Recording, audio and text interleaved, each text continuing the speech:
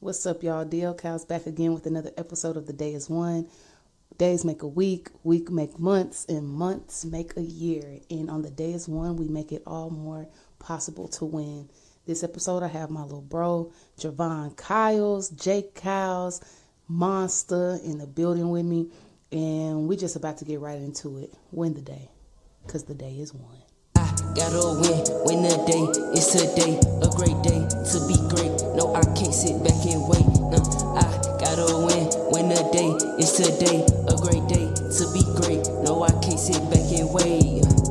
Win the day, win the day, win the day, win the day, win the day, win the day, go win the day, win the day, win the day, win the day, win the day, win the day, win the day, win the day, go win the day.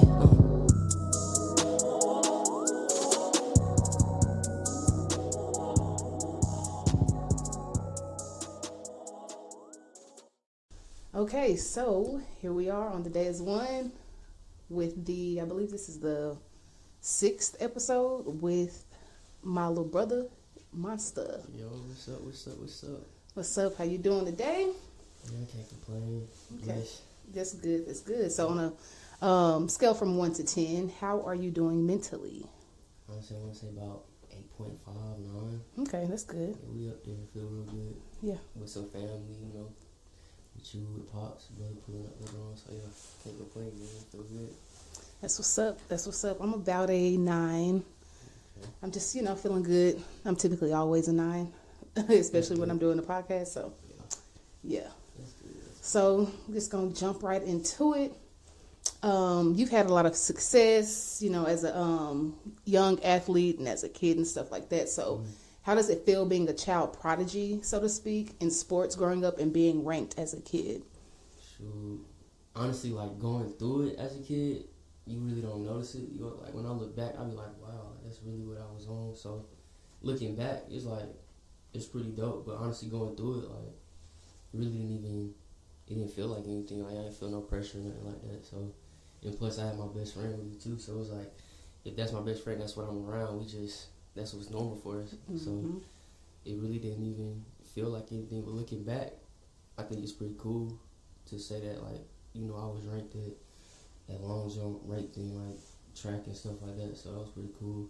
And, like, what were those rankings? So, Specify. long jump, shoot, I forget the years, but long jump, I won Junior Olympics 1 year. Usually every year I'll either get first, second, or third. So yeah, I would always get first, second, and third. Remember getting the golds with the 4x1. We would get gold, and then I usually get bronze in long jump, and then 1 year I got gold in long jump. So Yeah. man, it's pretty cool. Mm-hmm. Pretty dope experiences getting to travel like everywhere. So getting to go like Detroit, Iowa. I think I came here one time in Texas, Florida. Got to run at at Disney World. So it's pretty dope. Pretty dope experiences. Yeah, I remember one time you were coming, like, I think it was just over the summer or something like that. And me and Quincy, we always talk about this, how, like, we went to a track meet and then Pops, like, put you in there. Like, what is it when you, like, run, like, independent or something like that? Just the independent one. And then you smoked everybody. Yeah, I'm talking about dusty everybody. I'm probably the smallest kid out there, too. That shit was funny. I remember that. Yeah, man, that was crazy. I like that you say it was a norm because, when we don't realize, like, the stuff that we get that we're into when it's a norm. And that could be good, that's good stuff and bad stuff. Like, if it's norm, you think it's just the way of life. Yeah. So that's pretty dope.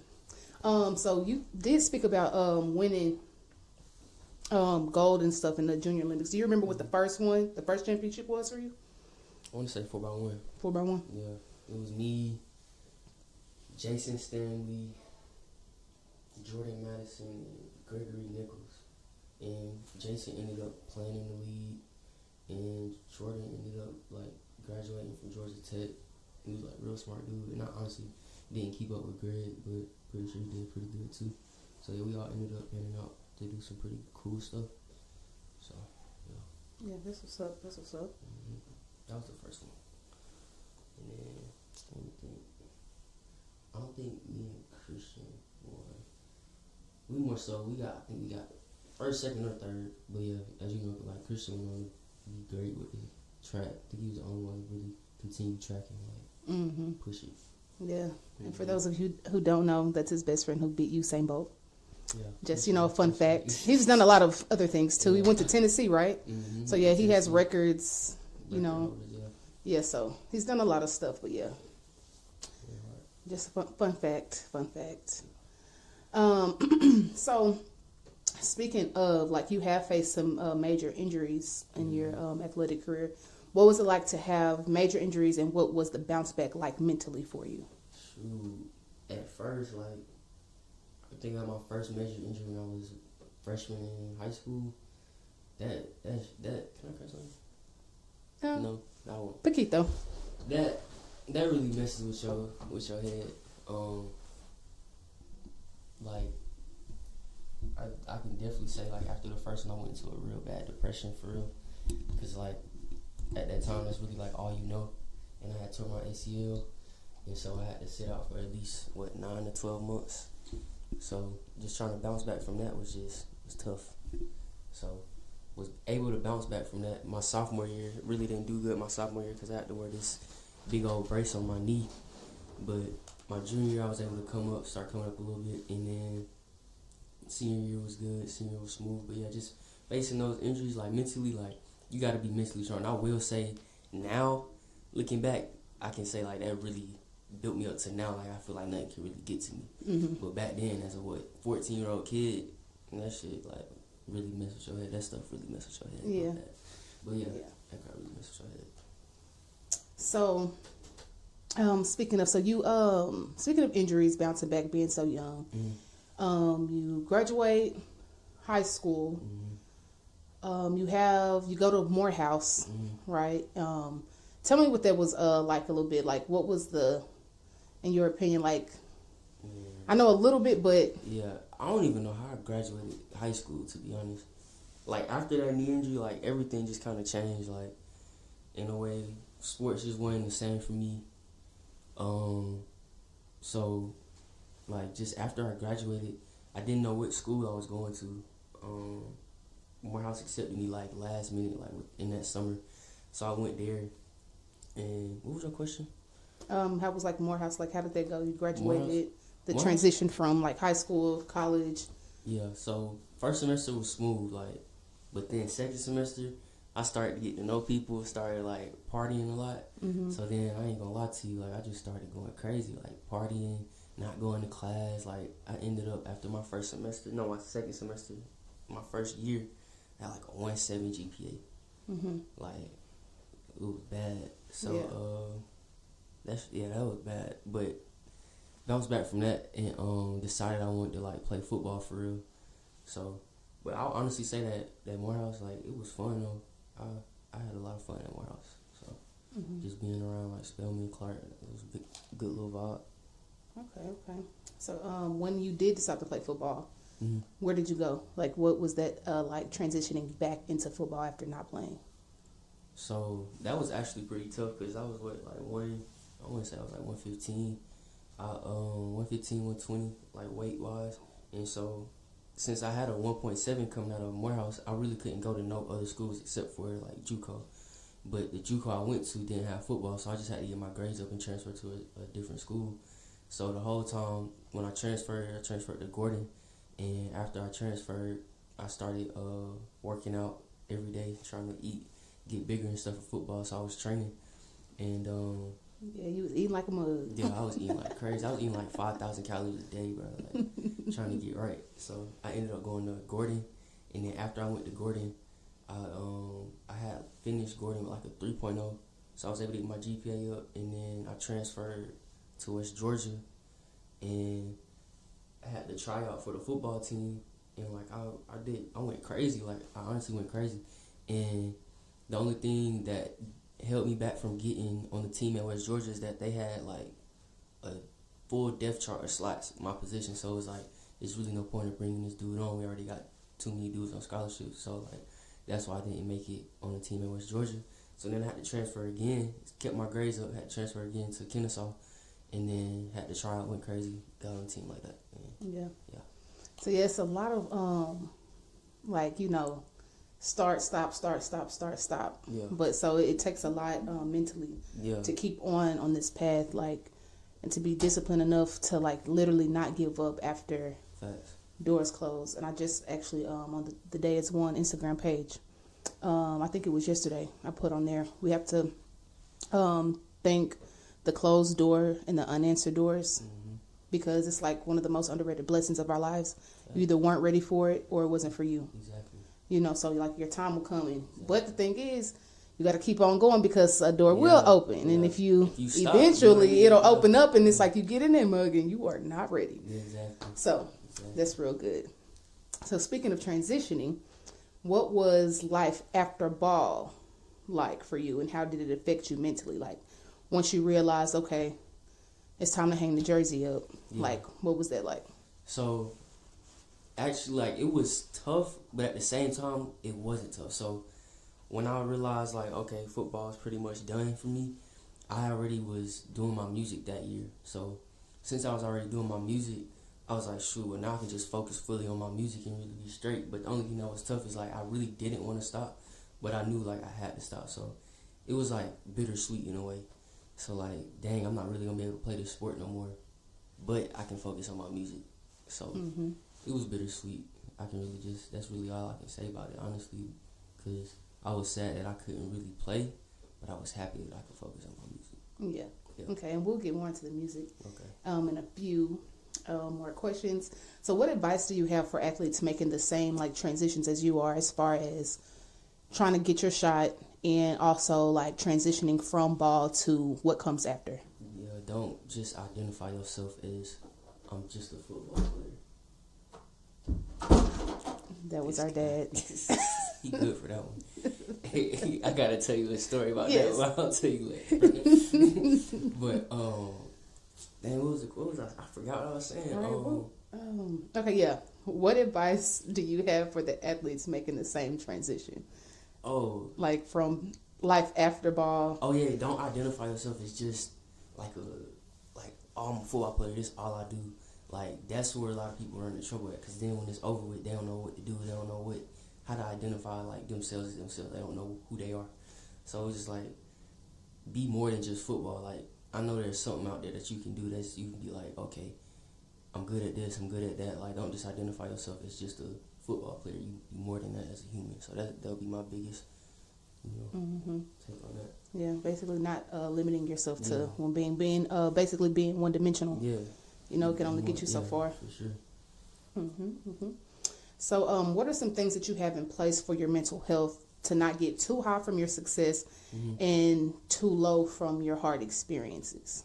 Sure, you just gotta stay even keel. So, examples to do that is just I like taking my walks.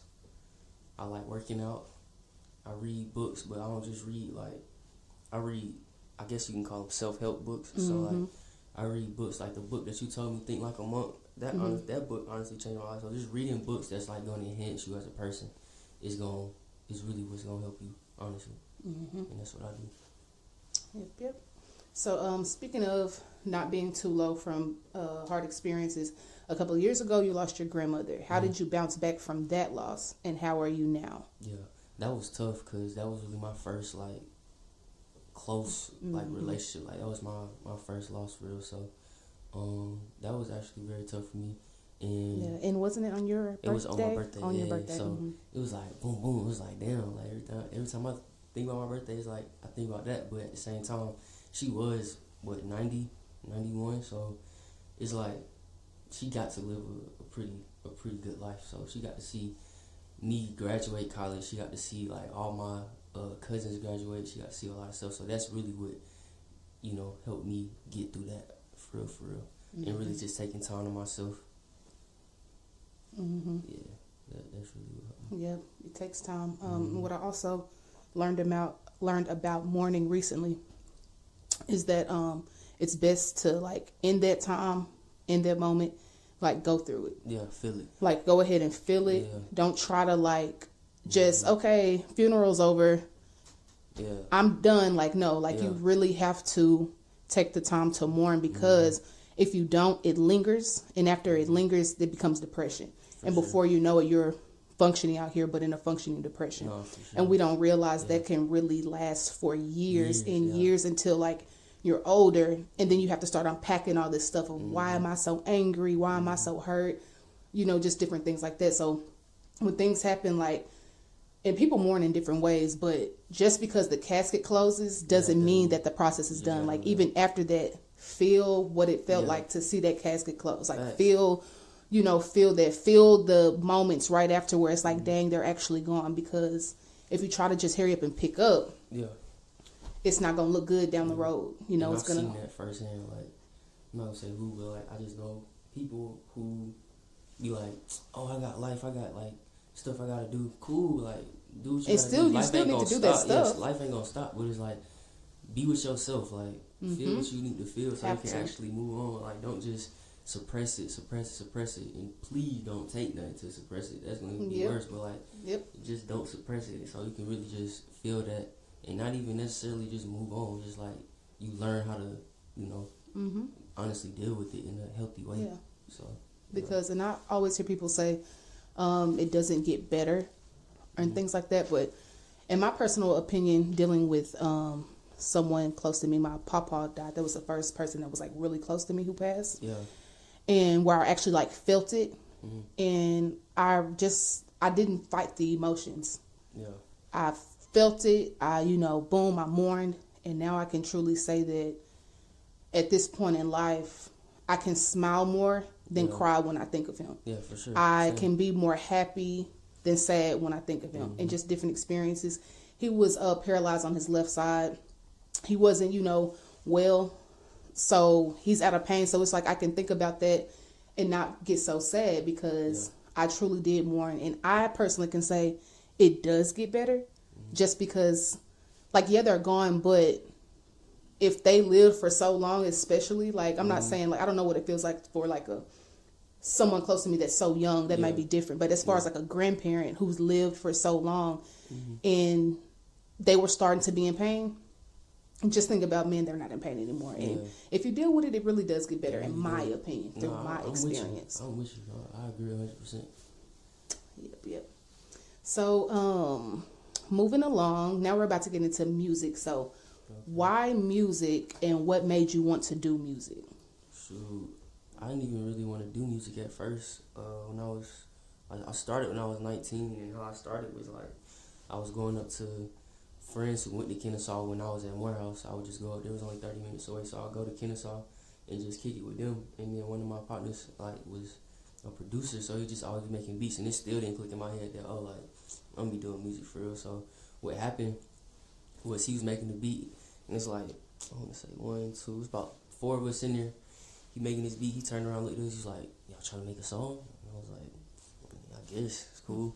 Still didn't think nothing of it, but then like once I sat down, had to write my hook, and then record, and then I heard my voice, like, I fell in love with it ever since. So then that's really just how it kicked off. After that, I went to buy my own equipment. I went to go buy my mic, all of that, like, and that's really how it started for real. I used to do projects in high school with music, but I don't consider that starting music because I was really just BSing. Like, I really wasn't doing nothing to like actually try to do it. But that time when I was up in Kennesaw, like, I really tried, and I heard my voice. I'm like, oh, this is fire. Like, I can do this. So then, went to go buy all the equipment and started like that.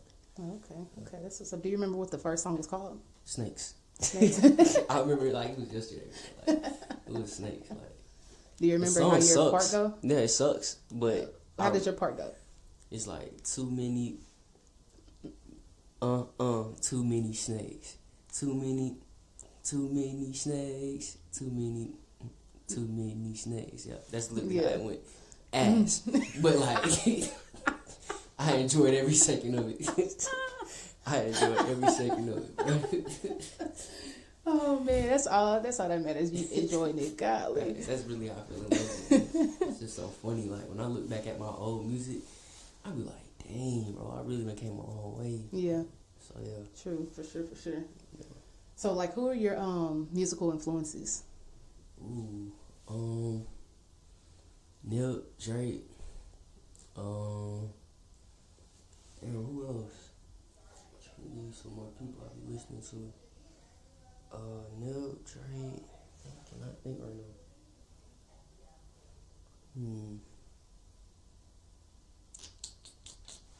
Late, I'll just say what I was listening to lately. Like lately, I've been listening to Jay-Z, Tupac.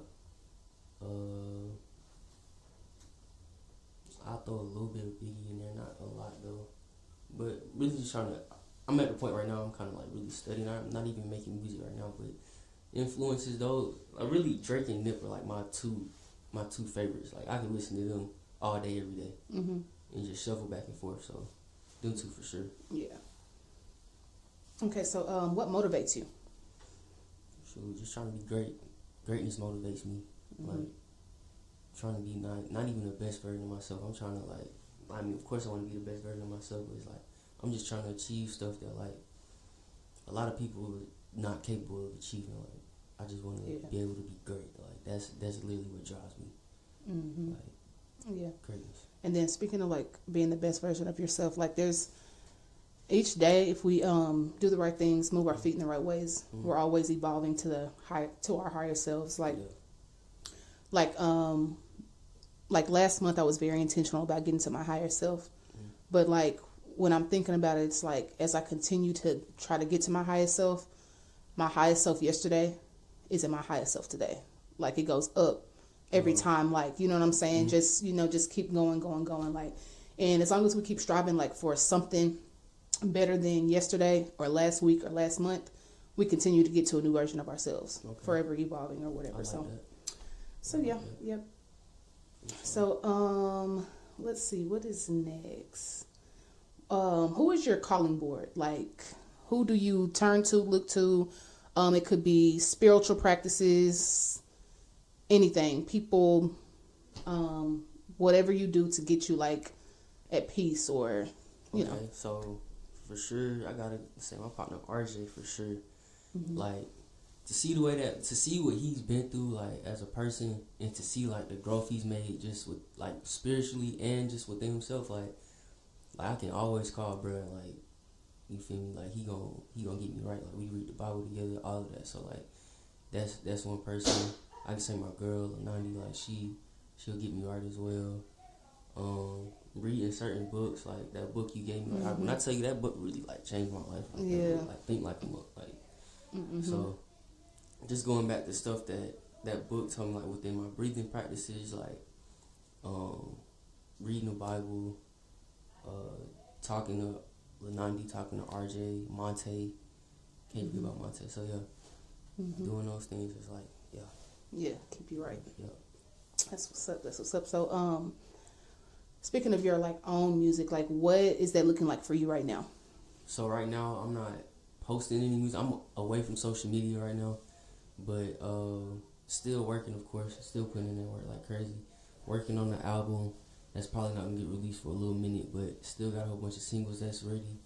So that's really what I'm on right now. I'm actually excited. I'm really antsy. I can't wait to start posting music, but it's just a part of the plan. So I'm excited though, just to see like what's gonna happen. Yeah, honestly, how new things work. Yeah, it's gonna be good. I'm excited to see you release it and everything like that. It's some growth for sure. Yep. So speaking of another transition, another pivot point, you're starting your training business now, really have started it. How has that been for you and what is that looking like? Oh, I love it. Like I wish I would have done it sooner, honestly. But you know, everything happened for a reason. But I love it. Like I love giving back, because for a year last year, I trained for free last year. So just training these kids out in Statesboro, like that was just really fun for me. Just like I feel youthful. Like I know I'm still young, but like it just I feel like a kid out there, honestly. Even though I'm the one teaching, like I just feel like a kid when I'm out there. So that's another way to answer the other question you asked me, like just how I keep my peace. Like being out there doing something that I love, like that's still a part of me. So being able to teach them and give back to the youth, like I feel like that's really what it's about at the end of the day. Like pulling people up. You know, helping people out. So it's like, you know, planting and sowing seeds. And like speaking of like the inner child, like how you feel or whatever, like we all have that inner child in us, and we tap into it by doing things that like triggered the dopamine, the natural dopamine in our brains, and like when we were really happy as a kid, like when we do those same things as an adult, it's literally that same kid inside, like, this is so fun, like, you know, time flies. I literally be out there, like I get lost in time when I'm out there, like, just like how I do with my music. So that's why I'm like, okay, that's how I know when I'm supposed to be doing something. Like when they give me that joy, I'm like, yeah, I want to stay in this, I want to work within this. So then like just gonna grow from there. But the training business is going crazy. Like it's super organic. It's honestly more organic than the music. Okay, like, that's good to hear. Which is wild. Like it's more organic than the music. So it's just, man, I love it. Yeah, and it's probably because like you said, going back to the first couple of questions I asked you about being an athlete, like a young kid prodigy, so to speak, and stuff like that, like, and saying that it's just you just get used to it in that lifestyle. It's like that's kind of what you were doing at a younger age. So it's like that's why it's so organic. Like you know how to do this. You know what I'm saying? It's not anything that you really have to, like, I'm sure you still study, but it's nothing like, a lot of stuff will just come to you very naturally because, and then you'll start implementing like new things that you weren't even trained to do. But it's like, okay, now I can give them, you know, this little new or whatever. Since a lot of them don't come from, you know, like you call it like the prodigy, I would just say prodigy. So like they don't have the mindset, or they don't know what it's like to be competing at the highest level. So it's like I can also give them that game on, like, you know what I'm saying, like just staying even keel, staying cool under pressure, and like really just giving them that mindset too, like just feeding them that mindset, and then having my partner also, like I'll call him sometimes just so he can talk to him, like, so it's like, bro, like we really like, oh, that shit is amazing. Living by example, and it's good for kids to see, like, you've done this, okay, he really know what he's talking about, or whatever, or you know such so and so because of this, okay, he really know what he's talking about, like. It's not necessarily about, like, even, like, once, well, you know, we get older or whatever, we stop being able to do certain things. And it's always good for kids to see, like, their coach be able to do what they're telling them to do. But when we stop having that ability, the connections, the history that, you know, we have is always good for kids to see, like, okay, they've been here before. Yeah, fast. So, that's always, you know, good to be able to give. For sure.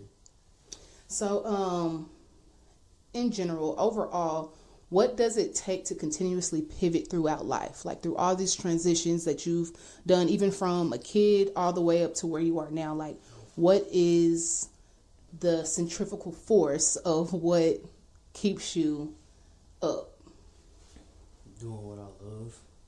And by doing what I love, like just having that joy, like having that passion of doing what I love, like I really hope I'm answering your question, but yeah, just doing what I love. Like when I'm out, like for example, when I'm out there with the kids, I can get lost in time.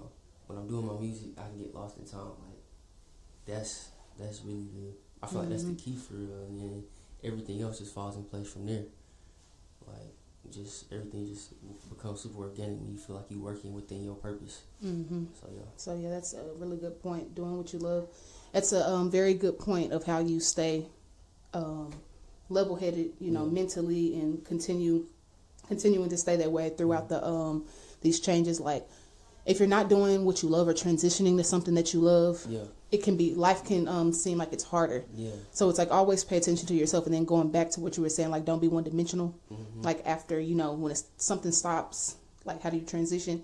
Not being one-dimensional, always figuring out like what is it, always trying to learn yourself, so to speak. Like as you grow day by day and you're getting to your higher self, you become a new person, so to speak. Like the same core, but you evolve, you know, so you have to get to know yourself some more. And I read this, like I was reading this book, and it was like the strongest doesn't survive, the most adaptable does. And I'm like, dang, like that's really what it is, because it's like, how do you adapt in every situation? Like what's going to be your mindset? A lot of people shoot themselves in the foot when they mindset is just messed up, like, and I just see that with a lot of people. Like the mindset just doesn't be there. They talk to themselves crazy. Like, don't talk to yourself like that. Like, be kind. Really love yourself. Like, you know what I'm saying. So that's another way too. Like, I think the mindset is really what it is, because you know I could have really gave up with a lot of this stuff a long time ago, but I just had a mindset of, one, I want to be great. Two, I don't talk to myself crazy. Like I'm like I honestly just be like, I can do this. Like it's nothing. Yeah, That's self-motivated. Really, yeah, sure. Yep. So, you kind of spoke on this a little bit. Mm-hmm. What is your end goal? I know you said you just want to do really great things, like, or whatever. So, like, what does your end goal specifically look like for music and for your training? So for music, we could say the end goal would be honestly a Grammy. Like, I'll be straight with a Grammy. Like, not even straight. I don't want to say I'll be straight, but like I'll be very happy with a Grammy, and just to release an album that is crazy. That's really how I want to go out with the music. Honestly, like I want to do music for the rest of my life, but I'm cool with releasing that one album that just is amazing, and then stopping it right there. But then with the training, I want to have like my own facility so athletes can come and train, and that's the end goal with that. And then my ultimate end goal would just to be like either somewhere here in the country or just somewhere where I got some land, family, kids. Cool. That's the end goal for me. Yeah. That's my ultimate dream. I'm honestly like the music cool, training cool, but like my ultimate dream is to be like free, you know what I'm saying? Free financially, free with my wife, with my kids, and like literally be just straight. I can do whatever I want. I can move how I want to move. I can go wherever I want to go on the day that I want to go on, and then that's it. That's my ultimate goal. Sounds good to me. Yeah. So, getting towards the end here, what is your favorite quote? I want to say I got a couple. Really do have a couple, but live as you were to die tomorrow. Learn as you was to live. No, live as you were to die tomorrow. Learn as if you were to live forever. Hold up, I'm about to look that up. We gonna get that right. Learn as if you were to live forever. Let me get it. Okay. And if y'all are wondering if y'all hear some background pops and stuff, there's balloons being blown up for our dad's birthday party today. So yeah, they've been like popping nonstop or whatever. They're like doing the most in the living room. So excuse that. So I got it. It's by Gandhi, and it's live as if you were to die tomorrow. Learn as if you were to live forever. Yeah. That's the one right here. Okay. Yeah, I like that. Basically, like you living out, your potential, and then you're learning as if you need all this knowledge to be here forever. Facts. It's like, don't take a day for granted for real. And my quote would be one that I posted on the Day Is One the other day, like I was saying earlier. I specifically said, thank the closed and unanswered door. It is the most underrated blessing of our lives. What doesn't open for you isn't for you, or you're not ready for what's on the other side. So that's just to say, stay ready, and also don't think that your life sucks or that God isn't paying attention or, whatever, because things don't happen for you when you think they should, or don't even think that people are dissing you. I mean, they might be, but if they are, it's just not for you. Cool. It's like roll with the punches. Yeah, like, just cool. Roll with it. You good, and keep moving your feet regardless of those closed doors, because if you stand there, it's not gonna open. Yeah, just don't stop. Like, and then the blessings that you have for you, you're gonna miss them because you're not ready, and you're still in front of that same closed unanswered door. So just keep moving. Yep. I like that. Just keep moving. Just don't stop. Like, people stop. Like, don't stop. Why are you stopping? Yeah. Why? Got all this time. Yeah. Okay, so getting into sports and everything like that, what are your thoughts on Ja Morant? Oh, God. I don't want to bash the man. Yeah, everybody deserves grace, for sure. You feel me? But, like, come on, bro. Yeah. You throwing away generational wealth. Yeah. Come on, bro. Like, you throwing away generational wealth for a gun in a video. Like, you are the potential, face of the NBA. Like, when LeBron retired, when KD retired, like, all these dudes is getting up in age. Steph getting up in age. James Harden getting up in age. Like, they're looking at you to be the next face of the NBA. They're gonna pass the torch, dog. You feel me? Like, Bron could have passed the torch to you. Like, and now you fumbling the bag, bro. Like, potentially you could have got, what? If you didn't get suspended, you probably would have made an All-NBA team. That's 40 M's. could have been had a super max contract. Like it's just like, come on, bro. Like, and then you made a good point when we was talking. Like, bro has a daughter. Like, you got a family now, so it's like you not even think like you thinking selfishly at this point. Yeah, and then people are they're really taking it lightheartedly. Like, he didn't break any rules. He in his car, in his driveway, in this stuff. It's an unwritten rule. It's and it's just like y'all know good and well. Like, you can promoting guns and toting them around. Like, come on, and especially for those who are actually like that. Yeah. Well, who pose as if they like that? Because if you're sitting up here saying that it's okay what he's doing, you're really not like that either. Yeah. That's just the way I see it. And we have to look at it, in a deeper way. It's not just something light. Oh, we having fun. No, like I mentioned the other day, there's some mental health aspects about it that just needs to be focused on. Point blank. Period. Like, it's not as simple as him being young. Baby, there's been 18-year-olds in the NBA. Yeah. You know what I'm saying? LeBron, he from Akron, Ohio. He done had a hard life. Father not in his life. Single parent household. Yeah. When have you ever seen him portray or any of that? I'm pretty sure he got guns in his crib. Exactly. I'm pretty sure he's experienced that before. So, yeah. And then those mental health things, it's like how the DNA continues over and over, whatever. So he might have some uncles, grandparents who've lived that life. So, it's kind of really in him. He doesn't really know why he's implementing those things. Another one is imposter syndrome. And that's where one has trouble believing that they are deserving of the success. So they kind of self-sabotage it. And it's also survivor's remorse, where you feel guilty and have trouble letting people go that aren't good for you while you, come up. So those are the three things that come to mind when it's mental health. So that's why I said it's like deeper than just, oh, he's having fun. Oh, politicians do it. Oh, this and that. It's like, it's deeper than that. And us as Black people, we have to do better. We need to hold ourselves accountable and of the standard that we are the kings and queens of this world. That's just. How old is he? 23. Yeah, I can't give you that excuse. No. I can't give you that excuse. I can't give you that you too young, bro. You 23. Bro. I can't. And the thing is, I really don't think people would, let's say this was LaMelo Ball. Yeah. They would be having a field day with him. I don't think people would be saying, he's too young, boom, boom, boom, just because they've seen more of LaMelo's life or whatever. Yeah. But it's like, Ja's dad is there. Yeah. I don't know if his mom and dad are still together, but his dad has been consistent in his life, like you haven't been without. Yeah. So it's. Yeah, I don't. He wasn't doing it in college. Why are you doing it now? At all. That doesn't make sense to me. It'd be different if you was getting conduct stuff in college. You've always been. Then it would be like, okay, slow it down. I think it would be easier to take if you've always had these conduct issues. Yeah. Now, boom, here you are. It's getting to your head, dog.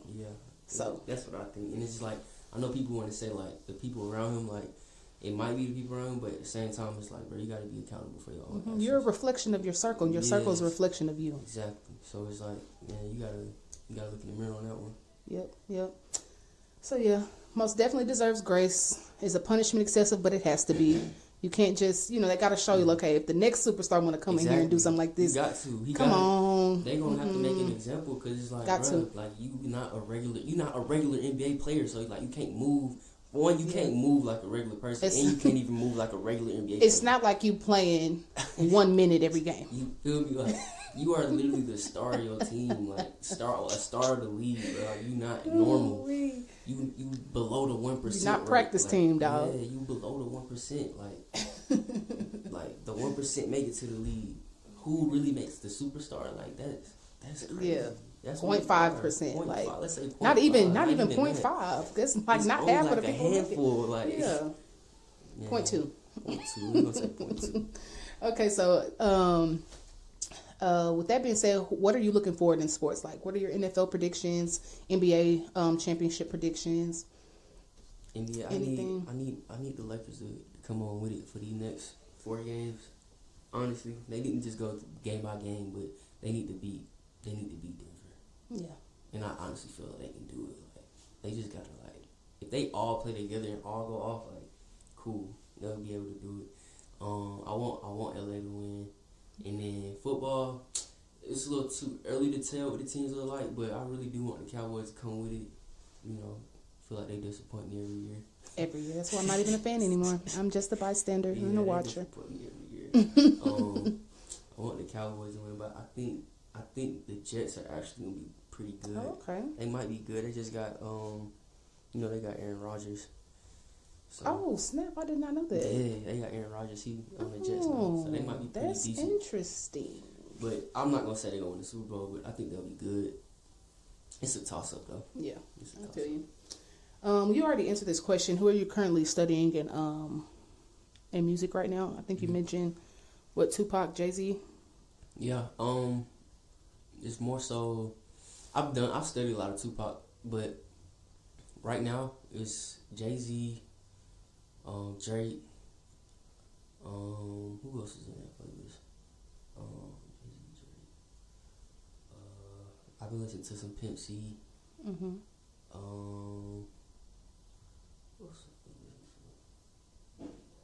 I've listened to some chill stuff too, like Blast. He more so right now though. Popping right now, Blast. I've listened to a lot of Blast. I've listened to who else though? I'm blanking out. Blast. That's all good. Let me look up something. And speaking of music, Said. I mentioned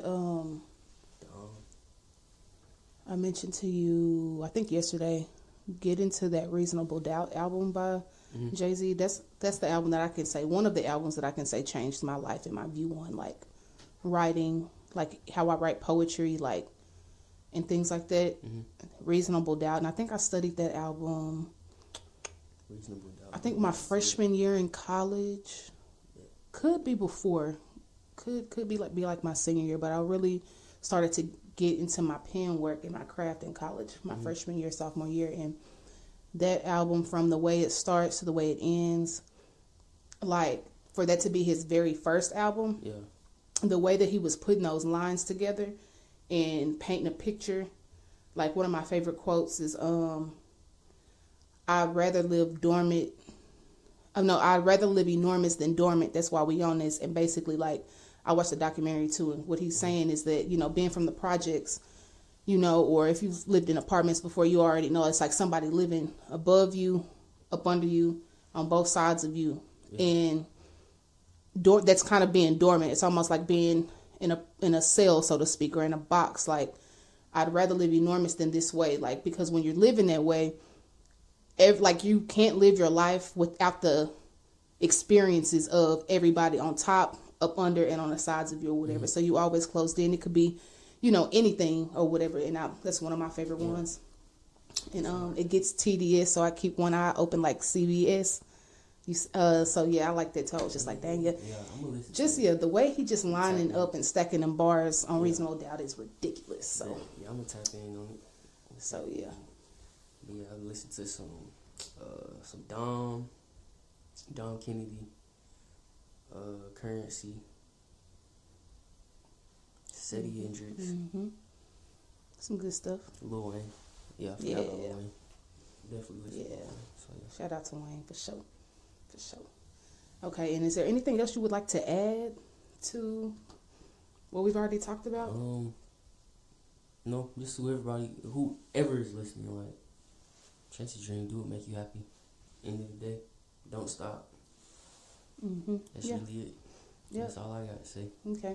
So, back in with another mental health check. I think before you were at 8.5. Yeah. How are you feeling now? Good 9.5. Okay. Yes, I love when the score goes up. That's like one of my purposes of like the podcast. Like, it needs to be something in there that kind of picks it up. You know what I'm saying? So if you're not already at a 10, like, how much closer of a 10 can we be? Yeah. And then if you are at a 10, did you break the scale? Yeah. So yes, it's always good to hear. So, I am at a 10 and I'm feeling good. Oh, and P.S. the person that is behind my theme song is Monster. Yes, sir. So yes, he did his thing. Appreciate it. Yes, and yeah, that's it. That's all. Peace, love, and hair grease, and we are out. Win the day. I'm winning the day. Yeah, I'm winning the day. I'm winning the day. I'm winning the day. Yeah, I'm winning the day. I'm winning the day. I'm winning the day. I'm winning the day. I'm winning the day. I'm winning the day. I'm winning the day.